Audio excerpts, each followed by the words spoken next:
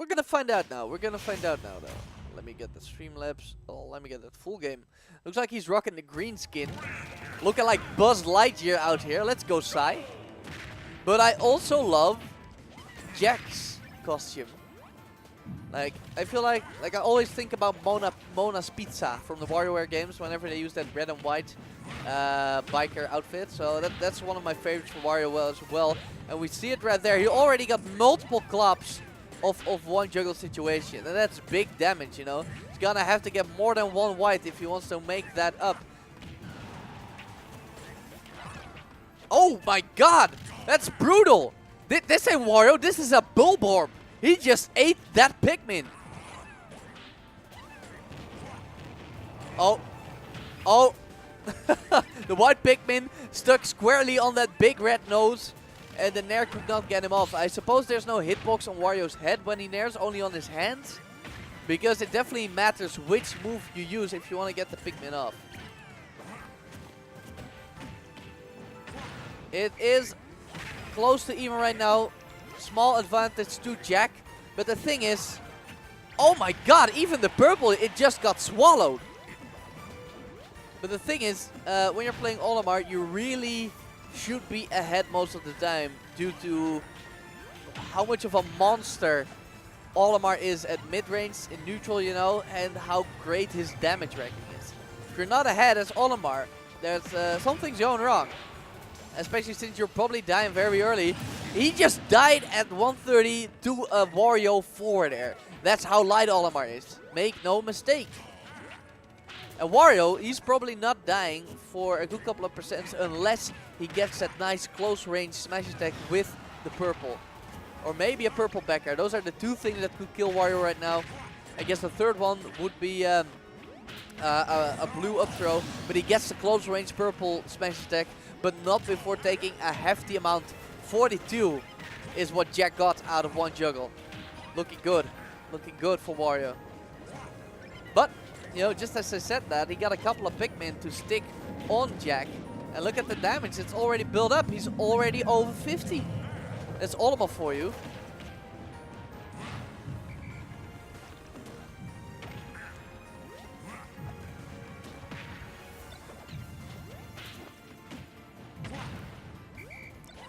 Okay, here comes the bike. And he used the wing Pikmin to hover over. That's good stuff. You have to learn how to mix up your recovery as Olimar. And there it is. A very good job by Jack edge guarding. He's gonna need another one though. But Olimar goes high and he gets a clap, but he gets a second clap. I don't think PsY had any Pikmin to fight his way down. So those are two big claps and another big capitalization on PsY's disadvantage state by Jack. He is doing really well, making the most out of every little hit he gets. But he's got a white and a purple on deck, you know. You got white for the damage and he gets he has the purple, you know, for the big hits. There's a yellow. Generally one of people's least favorite Pikmin. I like yellow because I like electricity themed things. And he has little ears which are super cute. Most people don't really like yellow Pikmin because it doesn't do any bonus damage. It doesn't have any bonus knockback on things like throws or something, or like a purple. But he does have a bigger hitbox.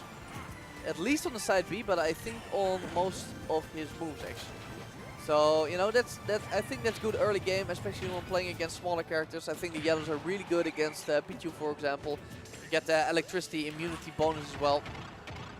Most people, though, not a fan of yellow, and yellow is definitely not a Pikmin you're gonna be killing with.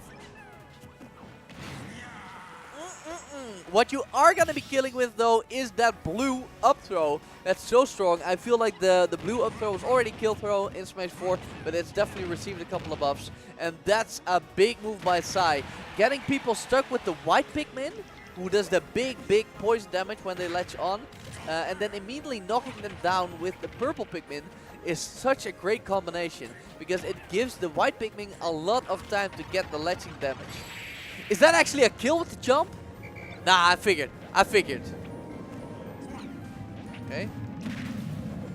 Okay, so that was Jack giving up an edge guard opportunity to try and set a ledge trap. Did not work out for him, but you know, you can always win. PsY hanging on by a thread. And the rising hitbox on the waft is gonna be enough.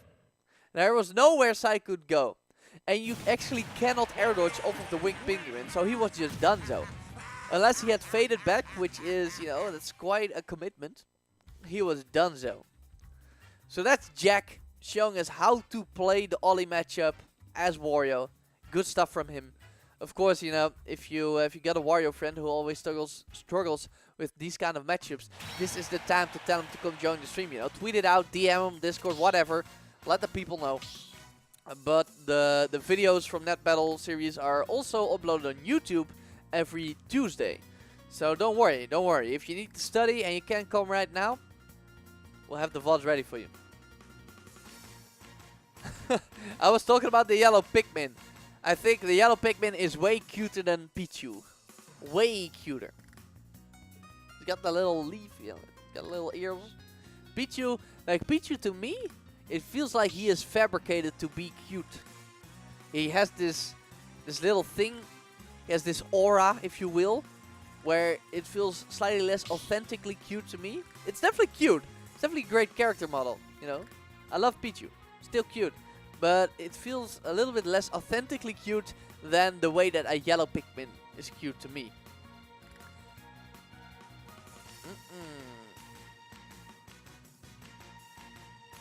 Yeah, Malvorst. So here's the deal. This is a special knowledge drop just for you, Malvorst.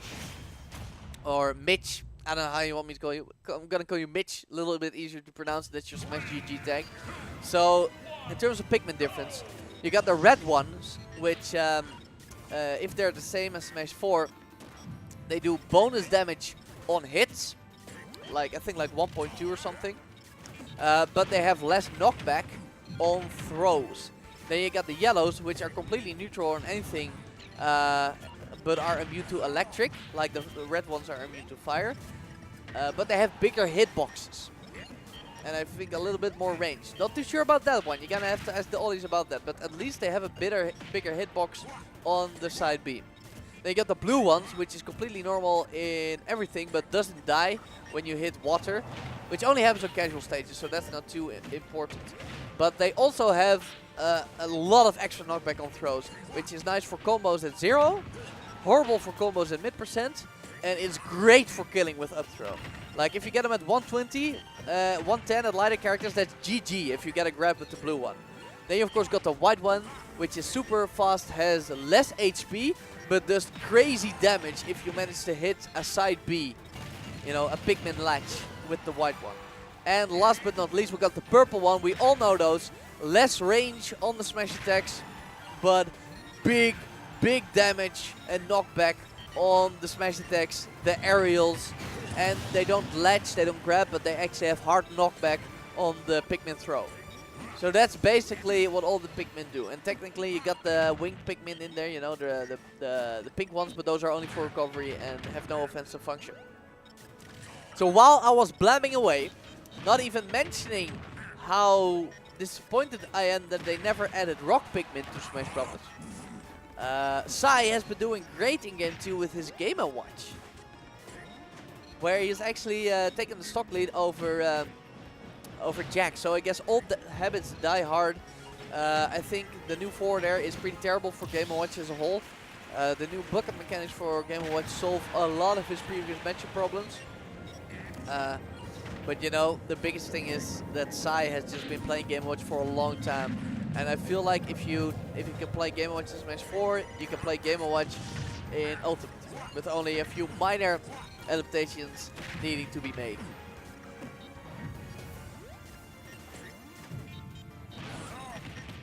Okay, more grab combos from PsY, that's big damage. Jack already on the stock. He is about to get 3 stock, ladies and gentlemen. After beating the Olimar, he is about to get 3 stock by the Game & Watch. I think it's gonna happen. I know PsY is scary as hell, and he does well momentum. Unfortunately for Jack, the forward throw is not a kill throw no longer. Not even doing it at 160 on a Game & Watch at the ledge, but he did get the 4 there, so I guess I underestimated him as he takes his stock and saves his honor here in game 2. Bacon coming out. Bacon and bombs. This is an American Game & Watch, baby. Oh, and the bomb getting the jump from ledge. Wow, actually killing. Nice stuff from PsY.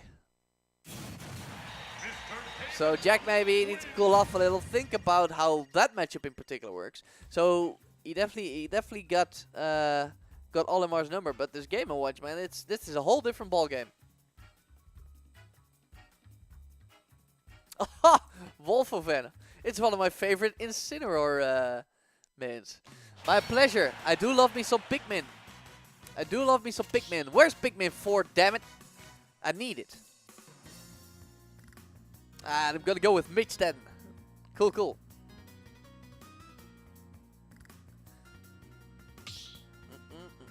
Yeah, that's definitely right. Nightbot knows what's up. Be sure to check in every Monday to get in on those viewer battles with Linda.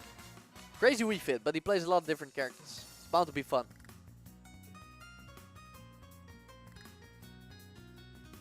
And of course, if you like to participate in that battle, if you're just tuning in and like, oh, whoa, what's this? Then you should know that we're here every Friday, and you can sign up until exactly 5 o'clock on Friday and participate. We got 57 players this particular net battle. 57. So this is no, not like that, Neertje. Not like that. Weeps are banned from net battle. No, I would never.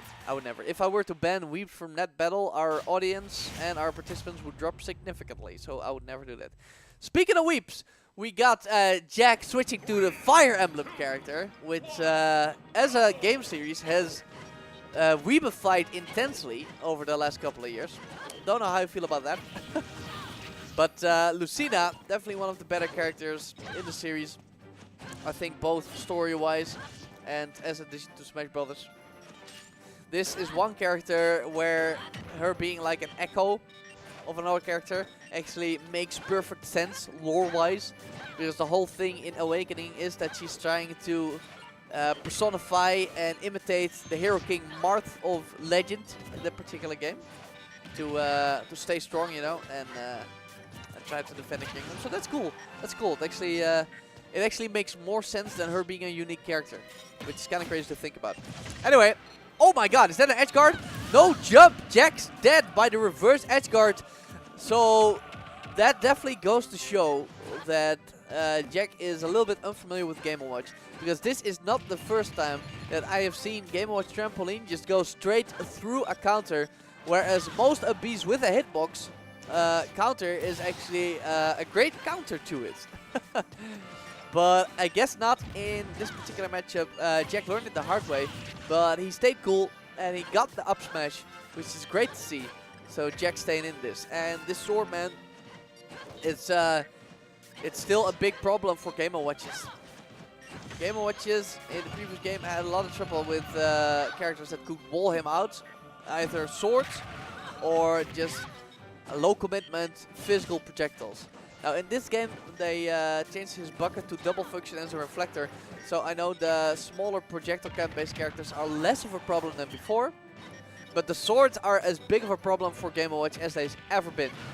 Maybe even bigger because of the new fair, which is definitely not great for trying to hit characters where you have trouble with getting in range too.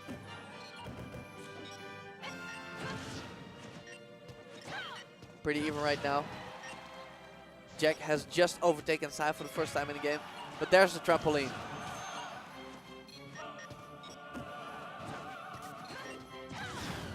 A forward tilt from Jack. Actually looking surprisingly close to killing. He still is looking to go off stage versus Game & Watch, which in my opinion, Game & Watch is one of the scarier characters to go off stage versus.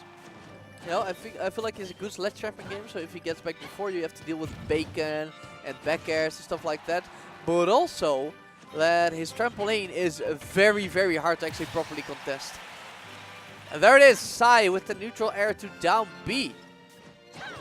It actually looks like a setup. Not sure if it is or if it was just a coincidence. But PsY looking very strong. And we see Jack, man, he really wants to go off stage and get that kill, but it's not been working out. PsY once again trying to go for the neutral air down B, but Jack, man, he was super fast on the Dolphin Slash, and he was at very low percent. So I guess it's not true if you have a nice combo breaking move, but maybe it is at higher percents. There are some moves like that.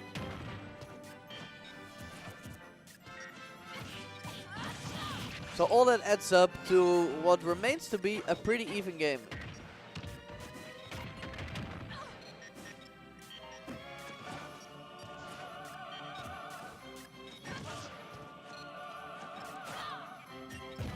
There's the bomb. The one good thing about that bomb move is that it can definitely mix up people's shield timings. Oh, another failed counter. Juggles from PsY, but he only gets one air shooter. Good back out of shield by Jack. Woo! And he finally gets the edge guard.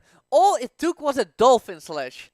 But, you know, I did see PsY drop down there and actually do a little thing with an up air, try to get some aerials in there, where maybe he should have